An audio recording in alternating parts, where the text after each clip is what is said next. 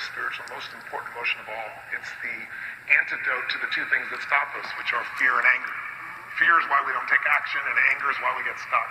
And you can't be grateful and angry simultaneously. You can't be fearful and be grateful simultaneously. So it's really the reset button, and it's the cleanser of the soul. What it does when you're grateful, it's no longer about me, right? It's really about giving thanks, and when it's about giving thanks, you disappear. When you disappear, I believe you reconnect to the divine. Understand that life is going to stop in different places, and we've got to get grateful for every stop along the way. It'll stop in grief. It'll stop in sorrow. It'll stop in sadness. It'll stop in excitement, enthusiasm. It'll stop along the way, and each stop is teaching us something that we need to know for getting to the ultimate end of the journey. So be grateful about each stop. Some stops have better food than the others. Some stops have greater shopping than the others. Some stops have more learning than the others. But we got to get grateful for every stop along the way and pay attention to how we respond to the stop. Gratitude is our response to the fact that we have been given a gift, and not to assume that we have entitlement, to avoid the tendency to be narcissistic, and to recognize that every breath you take, every day you get up out of the bed, every day you can move, everything you can see or touch or feel is a gift, and that you have been given a gift by a God that is greater than you. And your thank you aligns your attitude to a place of appreciation, and wherever there is appreciation, there will be duplication. Gratitude and the lack of it. Okay, you listening? Gratitude and the lack of it is one of the biggest blessing blockers there is. Man, do you listen to me?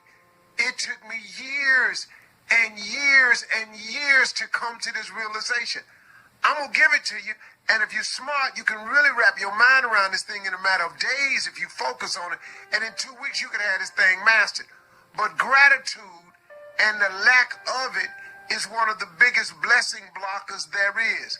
Now, gratitude is just what it is.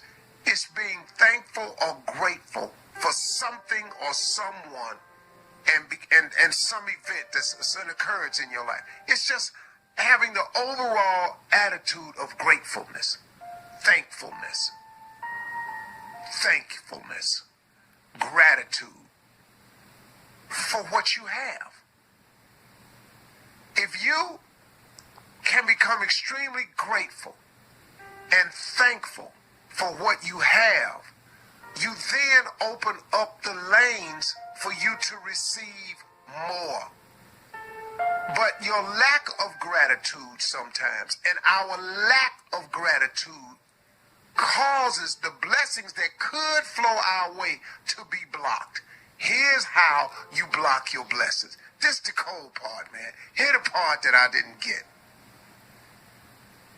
If you are not thankful for what you have, if you are not grateful for what you have, why? Listen to me, this is just common sense now. Why would God give you some more stuff for you then not to be grateful, thankful, and appreciative of? Why would he do that? What? It does not make any sense. It goes against him. It goes against the law of attraction. It goes against everything that makes sense. You cannot push away something and attract it. It don't work. You either pushing or you pulling.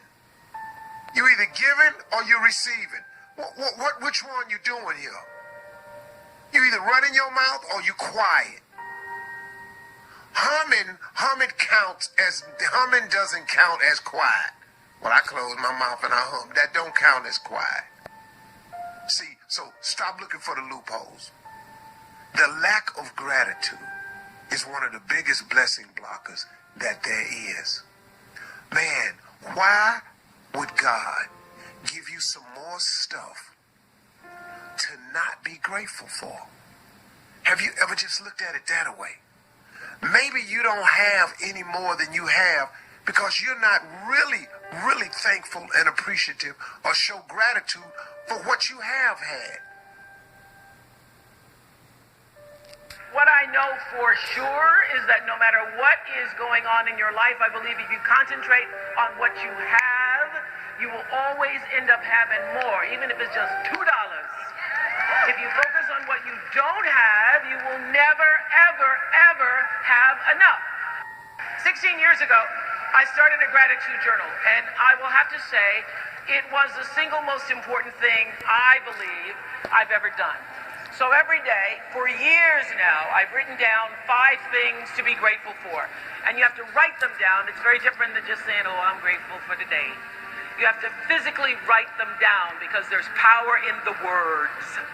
Even simple things like fresh flowers or somebody holding the door open for me. So when you wake up in the morning and you consciously look for things to be thankful for, what happens is if you go through the day thinking about the 5 things that you're going to do in the evening, you are more alive and receptive to the goodness that comes in your life.